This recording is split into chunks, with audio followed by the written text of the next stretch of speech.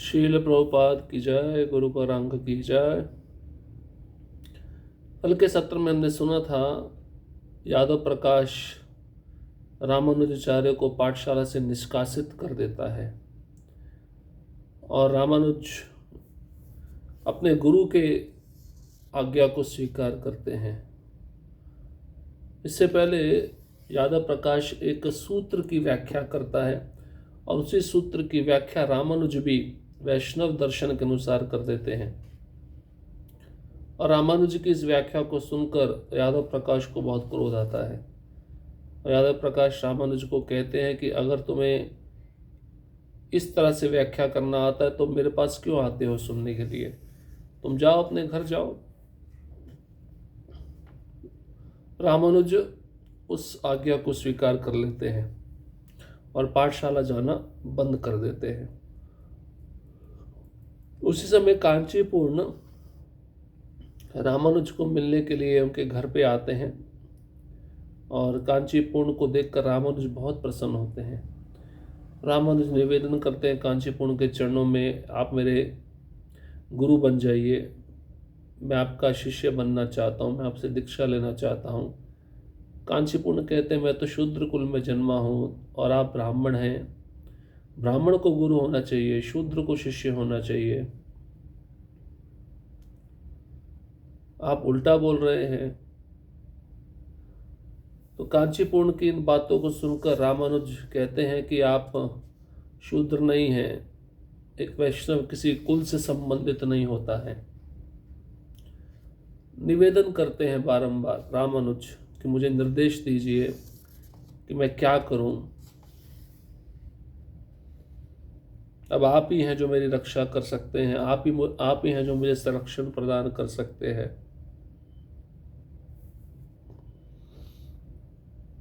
और रामानुज तो कांचीपूर्ण के चरणों में गिरकर रोने भी लगते हैं।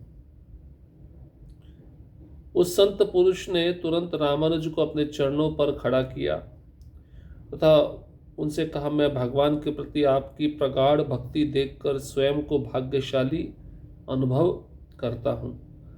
आपको भगवान श्री वरदराज की सेवा के लिए प्रतिदिन जल का एक घड़ा लाना चाहिए। इस प्रकार आप शीघ्र ही उनकी कृपा प्राप्त करेंगे तथा आपकी सभी इच्छाएं पूर्ण हो जाएंगी।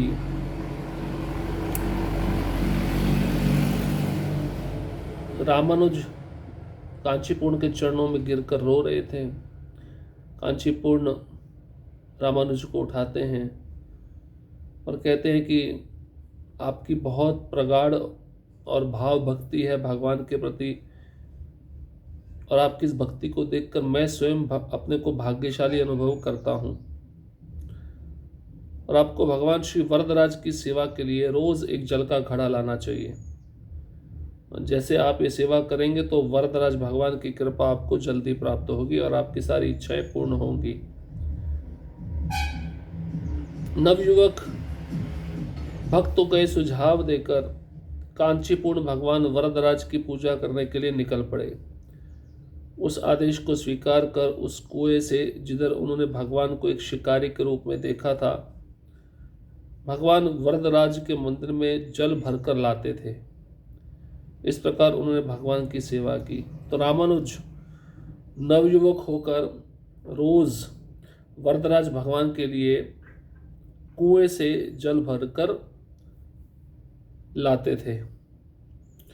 जहां पर रामानुज ने भगवान को शिकारी के रूप में देखा था, उसी स्थान से कुएं से जल भरकर रोज रामानुज भगवान वरदराज जी के लिए एक पानी का घड़ा लाते थे। इस प्रकार से रामानुज ने भगवान की सेवा की। अब यमुनाचार्य का बीमार होना। यमुनाचार्य कैसे बीमार हुए?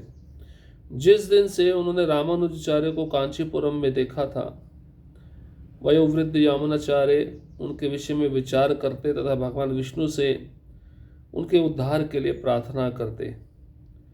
वह उस दिन की प्रतीक्षा कर रहे थे जिस दिन रामानुज यादव प्रकाश की संगति त्याग कर वैष्णवों की पूर्ण शरण ले। मन में इसी आशा के साथ उन्होंने अपनी अद्भुत प्रार्थना स्तोत्र रत्न की रचना की, जिसे भक्तगण आज तक उच्चारित करते हैं। हमने पीछे सुना था यामुनाचार्य बड़े दुखी हुए रामानुज को यादव प्रकाश के संग में देखकर, और यामुनाचार्य भगवान वरदराज से प्रार्थना करते थे कि रामानुज कब यादव प्रकाश के संग से छूटेगा और उसको वैष्णवों का संग कब प्राप्त होगा। इसी आशा के साथ यामुनाचार्य ने अपनी अद्भुत प्रार्थना स्तोत्र रत्न की रचना की थी। स्तोत्र रत्न की रचना के कुछ दिन पश्चात यामुनाचार्य अत्यंत बीमार हुए तथा अपनी शैया से नहीं उठ सके, परंतु इस संकटपूर्ण अवस्था में भी जीवन तथा मृत्यु के बीच डोलते हुए उन्होंने भगवान की महिमाओं का प्रचार जारी रखा। अपने गुरु के आने वाले तिरोभाव के भय से विभिन्न शिष्यों ने उनके समक्ष प्रश्न रखे।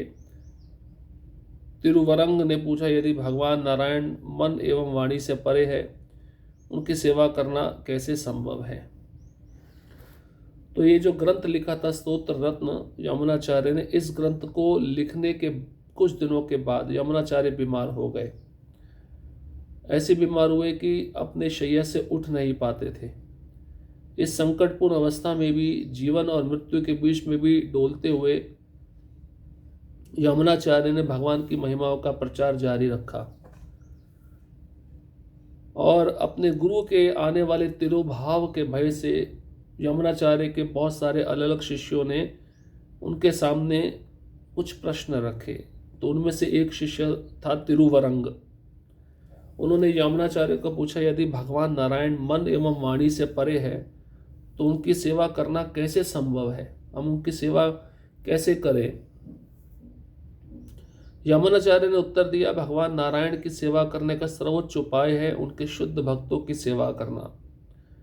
इसके साथ ही आपको भगवान के श्री विग्रह की सेवा करनी चाहिए, जैसे भाग्यवान कांचीपूर्ण भगवान वरदराज की सेवा करते हैं।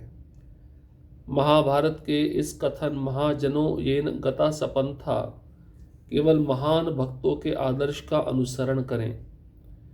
अपने प्रिय शिष्य के नेत्रों में देखते हुए आलवंदार ने जारी रखा, जहां तक मेरा प्रश्न है, अब मेरा एकमात्र आश्रय तिरुमंगई के चरण कमल है। वह नेक महात्मा जिन्होंने भगवान रंगनाथ की प्राचीन काल में इतनी पूर्णता से सेवा की। तो तिरुवरंग के प्रश्न पूछने पर यमुनाचार्य उत्तर देते हैं, प्रश्न यही है कि यदि भगवान नारायण मन एवं वाणी से परे है तो उनकी सेवा हम कैसे करें। यमुनाचार्य उत्तर देते हैं, भगवान नारायण की सेवा करने का सबसे अच्छा उपाय है उनके शुद्ध भक्तों की सेवा करना और उनके श्री विग्रह की सेवा, जैसे भाग्यवान कांचीपूर्ण भगवान वरदराज की सेवा कर रहे हैं। महाभारत में एक कथन आता है, महाजनों येन गता सपंथा, केवल महान भक्तों के आदर्श का अनुसरण करें। महान भक्तों ने जो मार्ग दिखलाया है उस मार्ग पर चलिए। अपने प्रिय शिष्य के नेत्रों में देखते हुए आलवंदार ने कहना जारी रखा। आलवंदार मतलब यमुनाचार्य। और जहां तक मेरा प्रश्न है, अब मेरा एकमात्र आश्रय तिरुमंगई के चरण कमल है। वह नेक महात्मा जिन्होंने भगवान रंगनाथ की प्राचीन काल में इतनी पूर्णता से सेवा की। अपने गुरु से इन शब्दों को सुनकर तिरुवरंग के नेत्र अश्रुओं से भर गए तथा उन्होंने शोक से भरे स्वर में पुनः कहा, क्या आपने इस संसार को निस्संदेह त्यागने का निर्णय कर लिया है। तो तिरुवरंग जब अपने प्रश्न का उत्तर सुने अपने गुरु महाराज के मुख से तो उनकी आंखों से आंसू आने लगे। वह शोकाकुल हो गए, भरे स्वर में अपने गुरु महाराज को कह रहे हैं कि आप इस संसार को निस्संदेह त्यागने का निर्णय कर लिए हैं। आलवंदार हल्के से मुस्कुराए तथा धीमे से उत्तर दिए, ऐसा कैसे है कि आप जैसा ज्ञानी व्यक्ति अशाश्वत के लिए शोक करता हुआ देखा जा रहा है। क्या आप अब तक यह नहीं समझते कि सब कुछ भगवान नारायण की इच्छा से होता है। हमारी अवस्था यह है कि जो कुछ कृपा भी वे हम पर करते हैं उसे केवल स्वीकार करना, सुख दुख के द्वंद्वों को त्याग कर। उस समय दो अन्य शिष्यों ने निर्णय किया कि जैसे ही यमुनाचार्य संसार को छोड़े वे आत्महत्या कर लेंगे। यह दोनों थे महापूर्ण एवं त्रिकोटि युपूर्ण। तो अलवंदार यमुनाचार्य, जब उनको एक और शिष्य ने प्रश्न पूछा, आप इस संसार को त्यागने जा रहे हैं, आपने निर्णय ले लिया है इस संसार को त्यागने का, तो यमुनाचार्य मुस्कुराते हुए धीमे से उत्तर देते हैं कि ऐसे कैसे है कि आप जैसे ज्ञानी व्यक्ति अशाश्वत के लिए शोक करता हुआ देखा जा रहा है। जाना तो सबको है एक दिन, इसलिए आप शोक क्यों कर रहे हैं, यमुनाचार्य कहना चाहते हैं। क्या आप नहीं समझते कि सब कुछ भगवान नारायण की इच्छा पर निर्भर है। मेरी जो भी अवस्था आप देख रहे हैं, जो कुछ मैं जी रहा हूँ, भगवान नारायण की कृपा से जी रहा हूँ। भगवान की कृपा को स्वीकार करना, सुख दुख के द्वंद्वों को त्याग कर।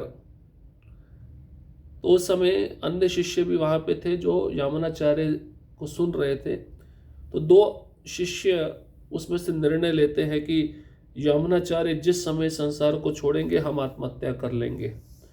और ये दोनों शिष्य के नाम थे महापूर्ण एवं त्रिकोटियुपूर्ण।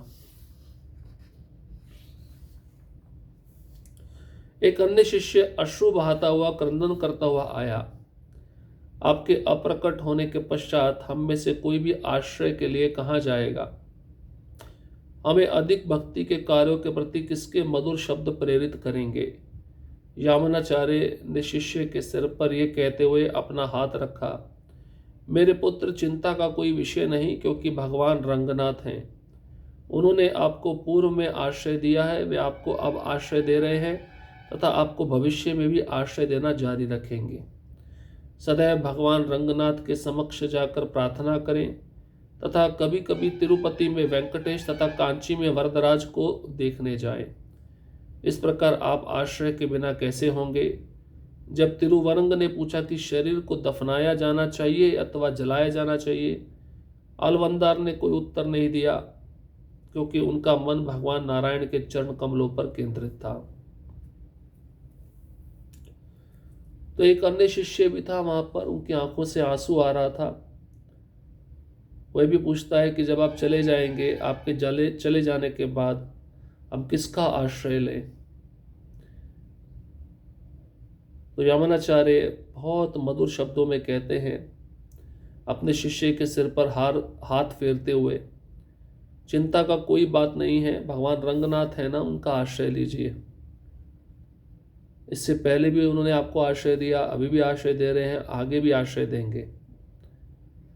भगवान रंगनाथ के समक्ष जाकर प्रार्थना करना, कभी कभी तिरुपति चले जाना, वेंकटेश भगवान का दर्शन करना, कभी कांचीपुरम में वरदराज का दर्शन करने चले जाना। आप बिना आश्रय के नहीं हो, भगवान का आश्रय सदैव आपके ऊपर रहेगा। जब तिरुवरंग ने पूछा आपके शरीर को जाने के बाद दफनाया जाए या जलाया जाए, यमुनाचार्य कोई उत्तर नहीं दिए। उनका मन भगवान नारायण के चरण कमलों पर केंद्रित हो गया। भगवान रंगनाथ द्वारा भक्तों की रक्षा। अगले दिन रंग क्षेत्र में विशेष जुलूस था तथा भगवान रंगनाथ के श्री विग्रह को पालकी पर मंदिर से ले जाया गया। आसपास के सभी ग्रामों से व्यक्तियों की भीड़ भगवान के मार्ग पर जाते हुए देखने के लिए एकत्रित हुई थी। यमुनाचार्य के शिष्य भी उपस्थित थे। अचानक भगवान की सेवा करता हुआ एक पुजारी भावावेश में जाता हुआ प्रतीत हुआ, जैसा कि किसी शक्ति ने उसे पकड़ लिया हो। स्पष्ट रूप से महापूर्ण एवं त्रिकोटिष्टपूर्ण को संबोधित करते हुए बोले, अपनी आत्महत्या करने की प्रतिज्ञा को त्याग दो, यह मेरे द्वारा अनुमोदित नहीं है। इस अद्भुत घटना के पश्चात यमुनाचार्य के सभी शिष्य शीघ्रतापूर्वक उनकी शैया के निकट उन्हें सारा विवरण देने आए। तत्पश्चात उन्होंने आगे उपदेश दिया, आत्महत्या करना महापाप है तथा आपको ऐसे कार्य से बचाने के लिए भगवान रंगनाथ ने स्वयं आपसे वार्ता की है, ऐसी उनकी असीमित कृपा। तत्पश्चात अलवंदार शांत हो गए। उनके ध्यान मग्न होने के साथ उनके नेत्र बंद हो गए। कुछ समय पश्चात वे पुनः बोले, आप सबके लिए ये मेरा अंतिम आदेश है। भगवान के चरण कमलों में पुष्प अर्पित करें तथा सदैव अपने गुरु की आज्ञा पालन करने का प्रयास करें। वैष्णव की सेवा करके सारा मिथ्या अहंकार नष्ट कर दो। तत्पश्चात उन्होंने अपने सभी शिष्यों को तिरुवरंग को देख रेख में सौंपकर पुनः शांत हो गए।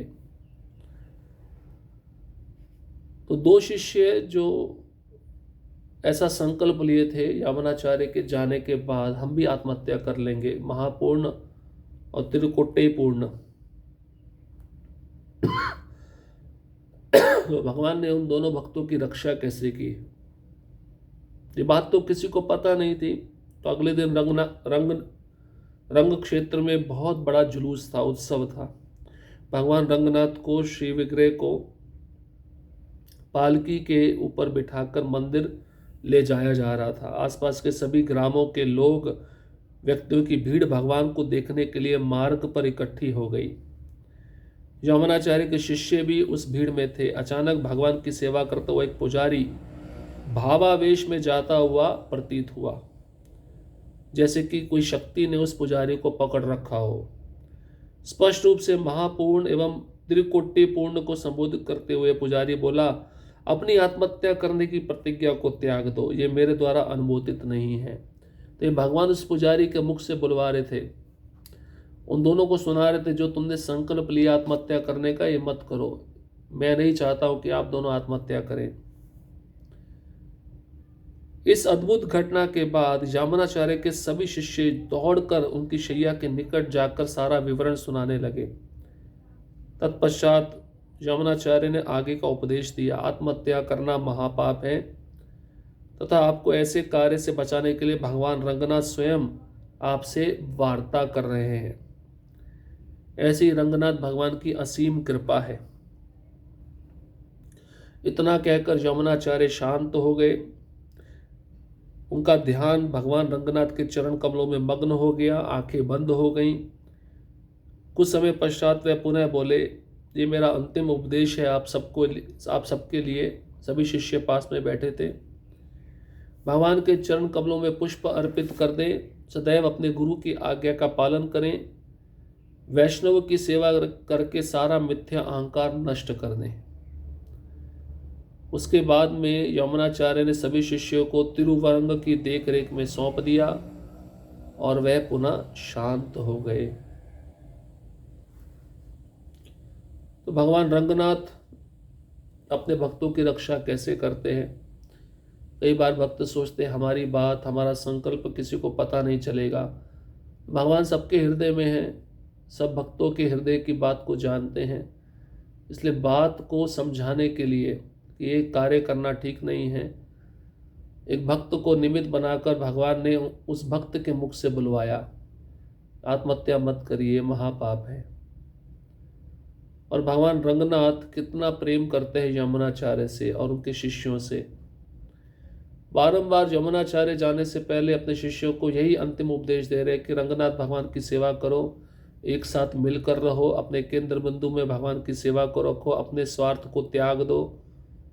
इस तरह से भगवान के चरण कमलों में अपने मन को लगाया जा सकता है। अब कांचीपूर्ण तो वरदराज की सेवा करते ही थे, महापूर्ण को यमुनाचार्य कांचीपुरम भेजेंगे कांचीपुर से मिलने के लिए। और उद्देश्य क्या यमुनाचार्य का, वो हम अगले सत्र में सुनेंगे। हरे कृष्णा कृष्ण कृष्ण हरे हरे, हरे राम राम राम हरे हरे। श्रील प्रभुपाद की जय, गुरु गौरांग की जय।